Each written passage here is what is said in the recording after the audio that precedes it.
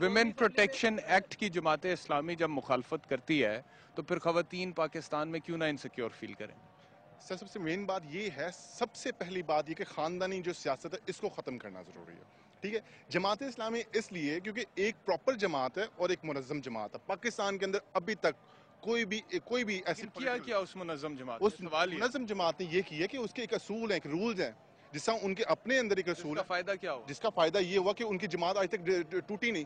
वो आज भी देख लें आप, दूसरे इस्लामी मुल्कों में भी उसकी पूरी अथॉरिटी है। यानी कि पूरी की पूरी जमात जाके ज़िया-उल-हक साहब के साथ मिल जाती है, पूरी की पूरी जमात जाके, सुने तो सही ना, पूरी की पूरी जमात जाके मुशर्रफ साहब के साथ मिल जाती है, टूट के नहीं मिलते हैं। मेरी बात सुने, मुशर्रफ साहब के साथ भी एमएमए के प्लेटफॉर्म पे, और वो के लिए जमात इस्लामी ने फैसला नहीं करना, वहाँ पे 7 जमातों का एक अलायंस था, वो उसमें जिसमें सारी दीनी सियासी जमातें दीनी थे ना, लेकिन उन्होंने एक मतलब जो फैसला किया उसमें आपके लिए जमात इस्लामी को नहीं कह सकते कि इसका है वो बाकी। अच्छा जी, आप समझते हैं कि जमात इस्लामी के पास पाकिस्तान के मसाइल का हल है? सर मैं ये कहना चाहूँगा इस हवाले से कि ये मुल्क जो है वो इस्लाम के नाम पे लिया गया था, और जब तक इस मुल्क में इस्लामी निज़ाम नाफिज नहीं होगा ये मसाइल चलते रहेंगे। तो जब हम ये बाकी लिबरल जमातों को इतना मौका देते हैं तो क्यों ना हम इस्लामी जो जमात इस्लामी जैसी वो जमातें जो कि इस्लाम का नाम, उन्हें मौका कब दिया है? अगर हम उनको क्रिटिसाइज करते हैं तो उन्हें कभी हमने मौका दिया?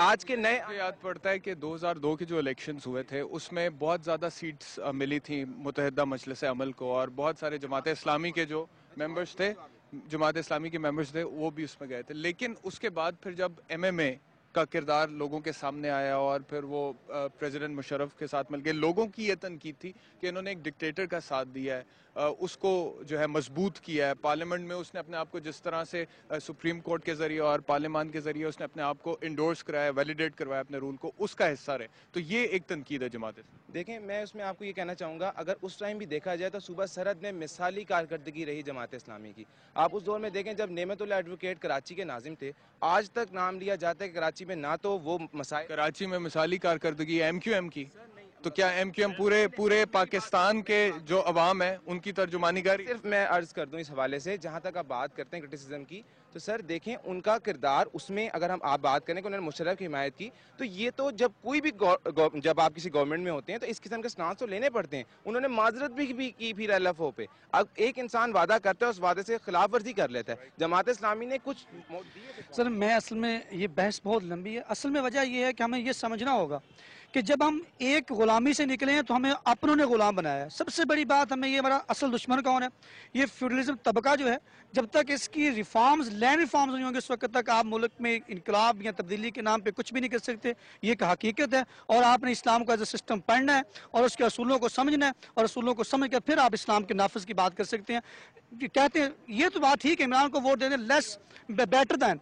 अदरवाइज अगर आप ये कहें कि हकीकी तब्दीली, तो वो यहाँ नहीं आ सकती, क्योंकि आपके यहाँ मुल्क के अंदर जो मसाइल हैं उनको लोग समझ नहीं पा रहे। ये फेडरल तबका इन्होंने बंटवारा बनाया हुआ है। ये अवाम यूथ जनरेशन को यूज़ करते हैं, वो चाहे मजहबी बहरूपियाँ हों, चाहे वो सियासी बहरूपियाँ हों, हर एक ने अपने मफादात की खातिर बात की है, और कभी भी कौम की जो नीड्स हैं उस पर बात की नहीं है। तो लिहाजा हमें सबसे पहले इस्लाम के असूलों के मुताबिक इस्लाम की सियासत को समझना होगा। ये करेगा कौन? सवाल ये है ना, ये कौन करे? यूथ को चाहिए कि वो अपना यानी कि अपना किरदार अदा करे और इनके खिलाफ आवाज़ उठाए, जो करप्ट हुक्मरान है इनके खिलाफ आवाज़ उठाए और सारे एहतजाज करें, और नए यानी कि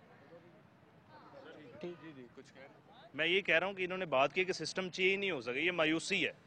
मैं कह रहा हूँ जमात इस्लामी का नाम इसलिए मैंने लिया है, नेमतुल्लाह साहब का 5 साल दौर देखे, मुशर्रफ जैसे आमर ने अपनी बुक के अंदर तारीफ की कि मैंने इससे अच्छा एफिशिएंट बंदा कहीं नहीं देखा। उसके बाद सरहद के अंदर 5 साल गवर्नमेंट की, उन्होंने बहुत लिमिटेड बजट के अंदर, वो फाइनेंस के अंदर जो बजट बनाया, यूएनओ से उन्हें खत आया कि आपने इतने कम वसाइल के अंदर इतना अच्छा बजट पेश किया, और वो भी सिराजुल हक साहब जो हमारे। जल्दी से बता दें टाइम। जी मैं ये बात बोलना चाहूँगा कि जो ईरान हमें गैस पाइपलाइंस और इलेक्ट्रिसिटी दे रहा है वो हम क्यों नहीं ले रहे हैं? ठीक है, इसके खिलाफ भी मतलब कि कोई एक ऐसी, हमें ऑब्वियसली हमें प्रोटेस्ट करना चाहिए, मतलब कि करेंगे अगर ऐसा हुआ।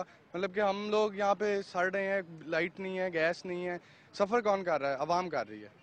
नाज़रीन, आपने सुना आज हमने पंजाब यूनिवर्सिटी में यंगस्टर्स जो है उनके साथ डिस्कशन की और कोशिश ये थी कि यूथ जो है, यंगस्टर्स जो है, उनका जो पॉइंट ऑफ व्यू है, उनका जो मौक़िफ़ है इस वक्त पाकिस्तान के हालात के हवाले से और इन हालात को किस तरह से ठीक किया जा सकता है उसके हवाले से वो आपके सामने रखा जाए। सियासतदानों को, इंटेलेक्चुअल्स को, जर्नलिस्ट्स को, बड़े बड़े नामों को हम सुनते रहते हैं, लेकिन पाकिस्तान का यूथ किस तरह से इस सारी सूरत हाल को देख रहा है वो आज हमने आपको बताया। मैं आखिर में सिर्फ इतना कहूँगा कि चाहे जमात इस्लामी हो, चाहे इमरान खान हो, चाहे मियाँ नवाज शरीफ साहब हो, चाहे जरदारी साहब हो या कोई और सियासी जमात हो, इस वक्त पाकिस्तान की ज़रूरत है कि तालीम पर और सेहत पर खर्च किया जाए। अगर हम तालीम पर खर्च करेंगे और अवाम में शऊर उजागर कर देंगे तो बहुत से मसाइल हमारे ऑटोमेटिकली हल हो जाएंगे। लोगों में अगर ये शऊर आ जाएगा कि उन्होंने अपने वोट का सही इस्तेमाल किस तरह से करना है तो वो अपने लिए सही हुक्मरान को चुनेंगे। इसी नोट पर मुझे अगले प्रोग्राम तक के लिए इजाज़त दीजिए। अल्लाह हाफ़िज़।